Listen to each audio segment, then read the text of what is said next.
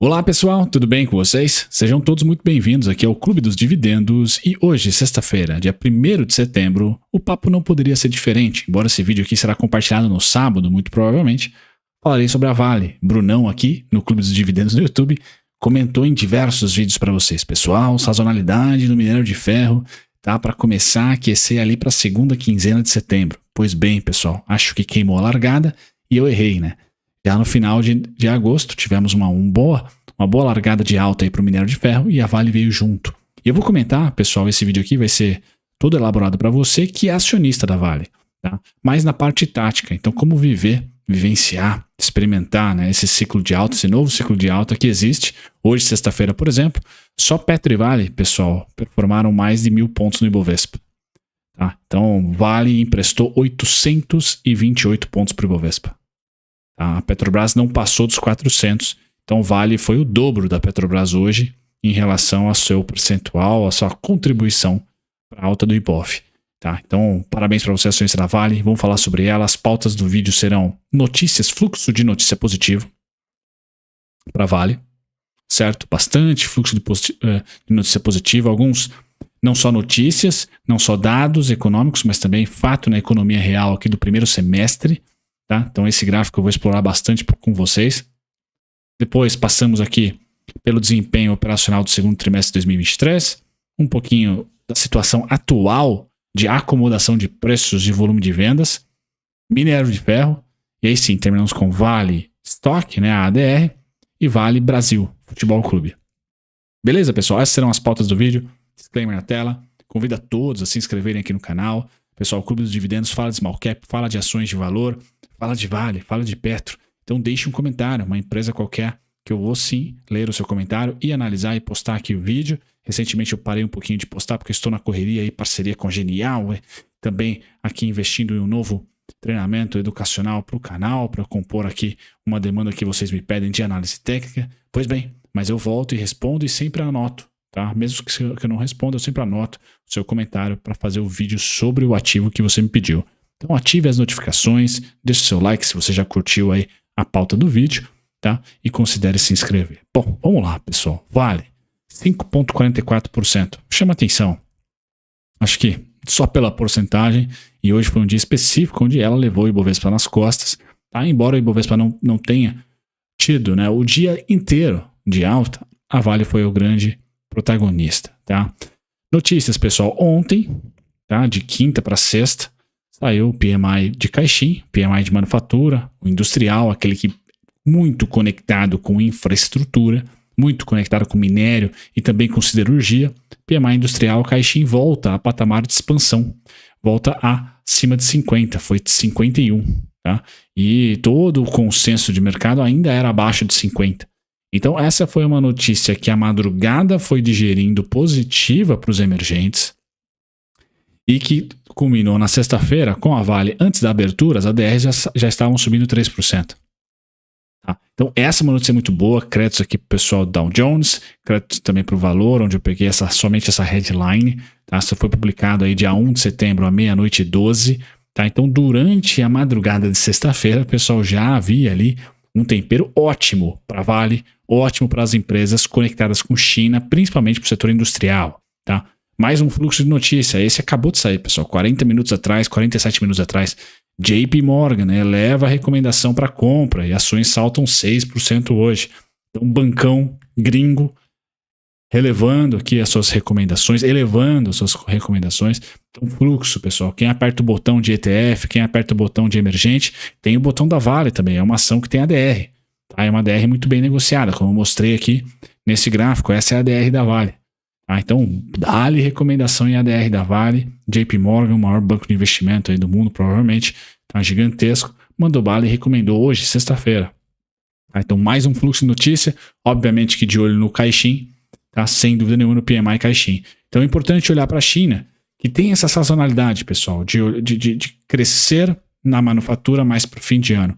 O que eu vou comentar nesse vídeo aqui, e é parte da pauta, e nós estamos lá na pauta, é esse gráfico, que é do próprio Instituto de Estatísticas Econômicas da China, pessoal, onde fala o seguinte: em 2023, no primeiro semestre, o crescimento nos investimentos em ferrovias foi o maior em termos de crescimento e também de volume nos últimos 10 anos. Então, muito legal. Tá? Mais uma notícia, essa não está assim, vamos dizer assim, no mainstream. Esses são dados aí de quem é nerd e fica caçando ali Twitter, fica caçando também um pouquinho de dados da própria China, aqueles que eles obviamente compartilham, mas o fluxo de notícias, seja manipulado ou não, pessoal, começa a melhorar. E eu, como falei, como venho falando para vocês aqui no Clube dos Dividendos, tinha a ideia de que a segunda quinzena de setembro a Vale marcaria fundo. Pois bem, pessoal, pode ter marcado antes, em agosto. Lógico que eu vou ser pragmático, lógico que eu vou ser cético, tá, com o momento da Vale atual. Então você que está investindo, vou falar para vocês suportes abaixo das mínimas de agosto, também que são possíveis e prováveis de acontecer com a Vale, dentro de um mundo ainda, vamos dizer assim, bem travado entre crescimento, estagflação, recessão. Tem muitas teses sendo jogadas, tá, e dados que começam a ser dúbios. Não só nos Estados Unidos, um é fraco, outro é forte, mas também China. Tá? Apesar da reabertura, nem todos os dados são uma maravilha. Este recentemente, da narrativa atual da alta de 6%, é um fato. PMI Caixin, pessoal, volta a ser expansivo. A indústria chinesa volta a crescer trimestre a trimestre. Tá? Isso é importante. Isso sem dúvida nenhuma. Joga os ativos. Tá? E aqui eu coloco para vocês, pessoal, não só esse gráfico dizendo que, olha, de 2013 para cá, primeiro semestre de 2023 foi o semestre com maior intensidade e o maior volume, maior crescimento de investimentos em ferrovias, tá? Em ferrovias. E quando a gente abre um pouquinho o dado, e eu fui buscar alguns comentários de analistas, né? A gente percebe aqui numa tradução bem, vamos dizer assim, tranquila, bem simplória para vocês, pessoal, é que dentro do setor de demanda, vamos assim dizer, por aço, minério, tá? Há uma discrepância bem grande. Tá? Há uma discrepância bem grande, onde, tá, a própria indústria de aço, tá, a indústria chinesa está projetando aí uma discrepância bem interessante entre construção e o resto. Construção sendo moradia, construção residencial, construção sendo aquilo que a China investiu muito na última década e que vê uma população que não mais cresce e que atinge ali uma dinâmica entre oferta e demanda, de muito mais oferta do que demanda por novas casas, novos empreendimentos residenciais. Então, quando abre esse dado que tem a foto do trenzinho, porque ferrovia chamou a atenção e é o que mais cresceu no primeiro semestre, foram mais de 30% de crescimento nesse setor específico, de um ano contra ano, e é o maior crescimento nos últimos 10 anos. Quando a gente abre para outras categorias, tá? Aqui os dados, me perdoem, eu não vou conseguir resgatar a fonte. A tese por trás e a análise por trás é o seguinte, tá? Há uma demanda crescente pelos produtos chamados longos, de cadeia longa, aço longo, muito provavelmente, já siderúrgica, então, siderurgia, utilizados em categorias que não são categorias, por exemplo, de residência, de construção civil. Tá? Então é muito importante colocar isso, tá? Porque há uma categoria chamada aí dos produtos longos, por exemplo, utilizado em construções, tá? Que está em queda, enquanto que a categoria de aços planos, ou ferro, me perdoe não ter o conhecimento necessário, mas o flat products aqui, tá? Esses produtos cresceram bastante. E aí quando a gente vai para indústrias específicas, setores específicos, que aí eu tenho um pouquinho mais de conhecimento para dizer, tá?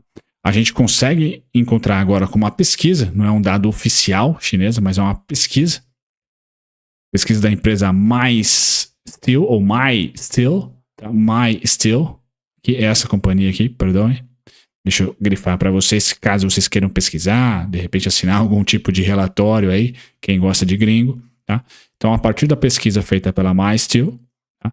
A demanda por aços ou ferros ou materiais ferrosos, vamos assim dizer, que demanda minério ali em algum momento do seu processamento, e principalmente siderurgia, utilizados em barcos, pontes e turbinas eólicas, cresceu 8% nos primeiros 5 meses de 2023. 8%. Essas classes de produtos contaram por aproximadamente 10% da demanda por aço chinesa. Então são 3 indústrias específicas. Se você quiser ir além de um gráfico de ferrovia, que é o que mais chamou a atenção, abre um pouco por essa demanda, vê que não está em construção civil, habitação, tá, etc. Está onde, pessoal? Barcos, pontes, infraestrutura urbana, ponte, energia renovável, transição energética, turbinas eólicas, tá? E turbinas de vento, que são wind turbines, creio que seja turbinas eólicas somente para energia, tá? E navios. Navios até abre ali um espaço para você tentar especular que é a indústria chinesa militar, que é ali a indústria de defesa. Navios ali de proteção da sua costa. Você até pode linkar um pouquinho com Taiwan, pode ser até uma teoria da conspiração aqui, mas não deixa de ser uma demanda intensa e muito poderosa de navios, porque são construções que demandam muito ferro, muito aço, tá? E isso mantém aquecida a commodity, tá? Outras categorias cobertas pela análise, pela pesquisa da MySteel, como construção e maquinário e appliances, aqui, ferramentas, etc., e carros, estiveram neutros no seu crescimento ano contra ano, ou seja, reabertura e fechamento, né? 2022, fechamento ainda, reabertura 2023. Essas categorias, então, construção, maquinário, ferramentas e carros estão ou idênticas a 2022, não mudou nada a reabertura, ou um pouco abaixo. Então aqui, pessoal, o qualitativo do dado pode ser interessante, por isso que eu dei uma pausa nessa parte do vídeo, porque o fluxo de notícia está positivo, mas eu acho, e a minha tese, eu continuo falando para vocês, que a China não é mais botão de minério de ferro. Tá? Pô, é minério de ferro power, super power. Não, acho que a China agora é qualitativo. Dentro do setor de minério de ferro, vamos assim dizer, das exportadoras, ela vai cada vez mais exigir para indústrias específicas da sua economia. Tá? Porque ela já não deve mais simplesmente construir prédios. Já viu que a bolha está difícil de ser murchada sem estourar. Se é que já não estourou, por exemplo, com a própria Evergrande. Então me parece que são indústrias estratégicas específicas que a China vai demandar aço, contanto não será aquele super boom. O setor imobiliário é um super boom, pessoal. Foi um super boom. Um crescimento acelerado. Fez a China, por exemplo, crescer mais 10%. O real estate, o setor imobiliário chinês, é onde se acumula a maior riqueza do mundo. Tá pau a pau com os Estados Unidos. Então agora ela vai crescer, na minha opinião, em indústrias específicas estratégicas para ela, mais partindo para a parte qualitativa. Tá? Por isso que eu estou mais otimista, por exemplo, com frigoríficos em relação à China do que em mineradoras em relação à China. É um ponto meu aqui para o médio e longo prazo. Deixe nos comentários o que vocês acham. Eu acredito que a próxima década, pessoal, terá demanda no minério, sem dúvida. Aliás, o minério pode ganhar um cartel. Né? O BRICS, de repente, puxa a Austrália, por exemplo, para dentro de um BRICS. Por exemplo, nós temos ali os principais produtores de minério de ferro. O Brasil e a Austrália, por exemplo, são dois grandes. Tá? Então, acredito sim que as commodities vão se manter aquecidas, seja por uma multipolarização, tá? Uma multiglobalização, perdão. E aí essa multiglobalização fortalecendo moedas locais, como por exemplo, ou de blocos, como por exemplo a moeda dos BRICS. E isso por si só já é inflacionário, isso por si só já protege um pouquinho a oscilação de minério e a oscilação de commodities, que é tão caro, né, que é tão sensível para países como o nosso. Então é importante, eu acho que a gente sai fortalecido, o Brasil, disso. Tá? E eu vejo que outros países, os termos como nearshoring, onshoring, neo-industrialização, essas terminologias, pessoal, ou seja, mais países que estão próximos ou amigos do G7 devem receber investimentos.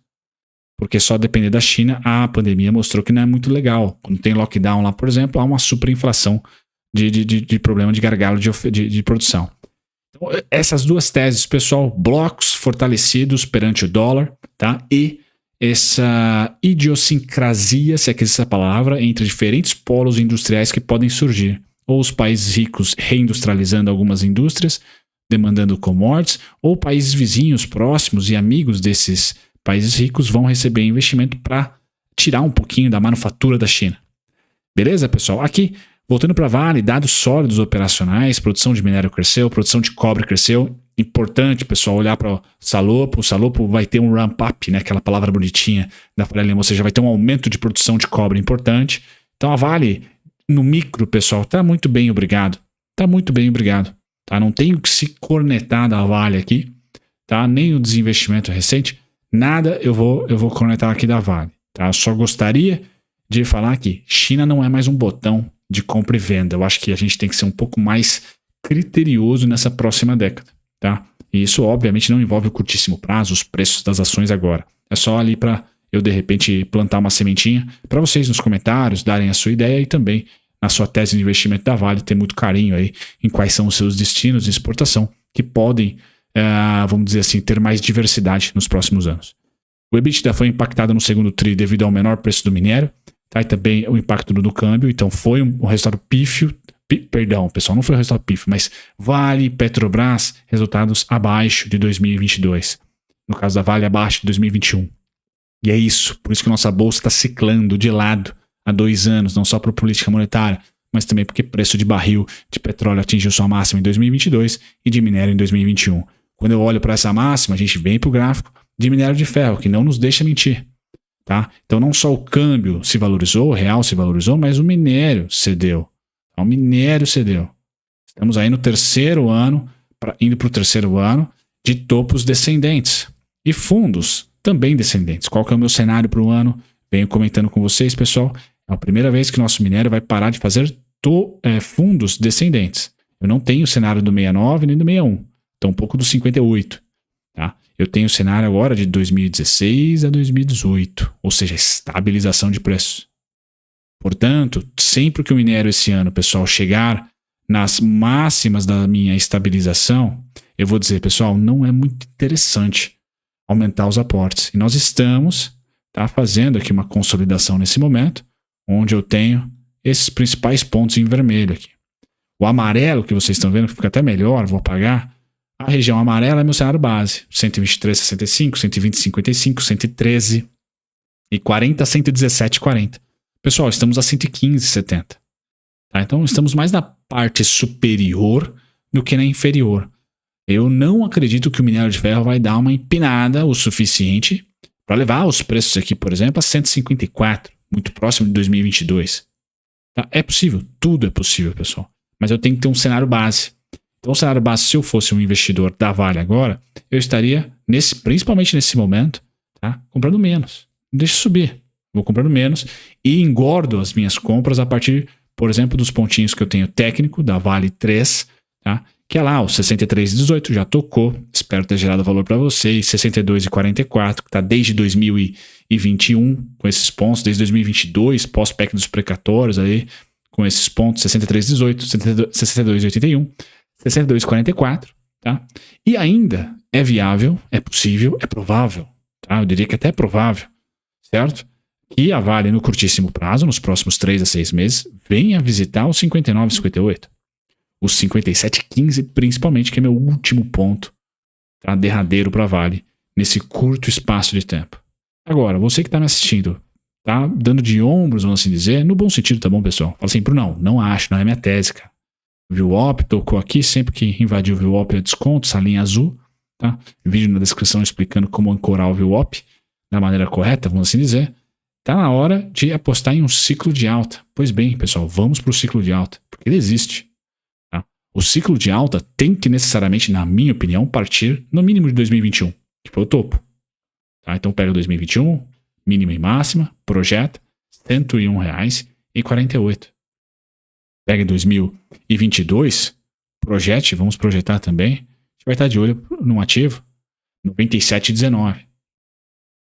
Fora os dividendos que serão contemplados aí no quarto trimestre, perdão, né? O terceiro acho que já foi data corte, tem no quarto também. E eu nem vou comentar dividendos aqui, senão o vídeo vai ficar com 30 minutos.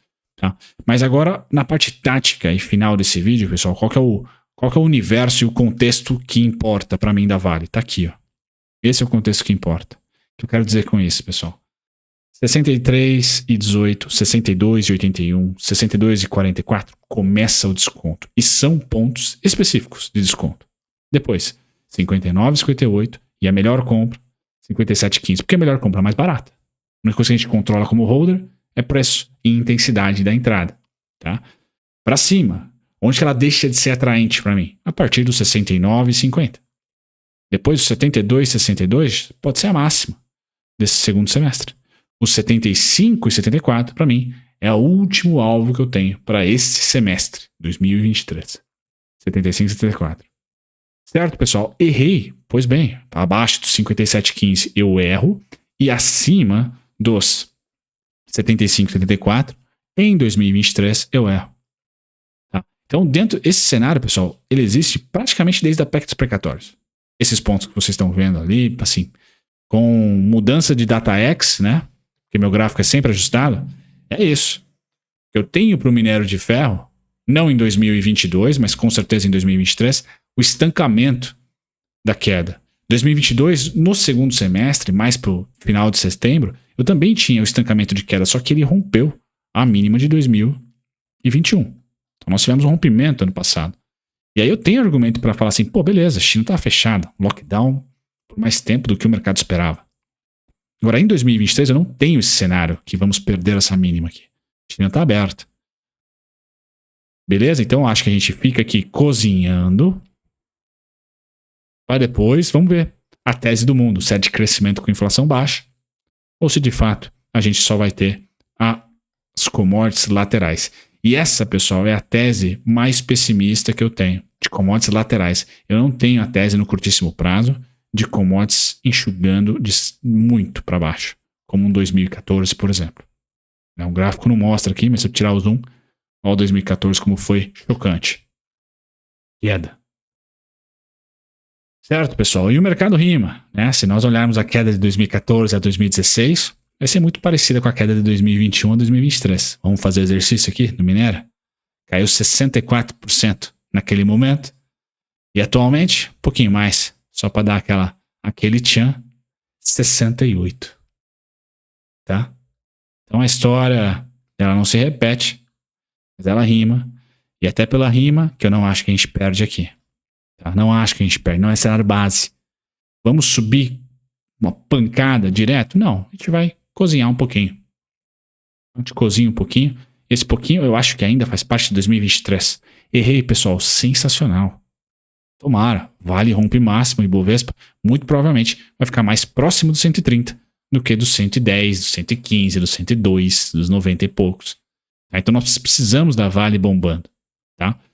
Eu tentei compartilhar com vocês uma tese, tá? Para o alocador de longo prazo, nesse terceiro trimestre, a partir dos 69,50, se eu tenho R$1.000, eu já começaria a diminuir por mês. Os meus aportes são mensais, preço não importa, eu já começaria a diminuir. Põe no CDI, tá? Estaria rendendo bacana e eu engordaria os meus aportes sempre dos 63 para baixo.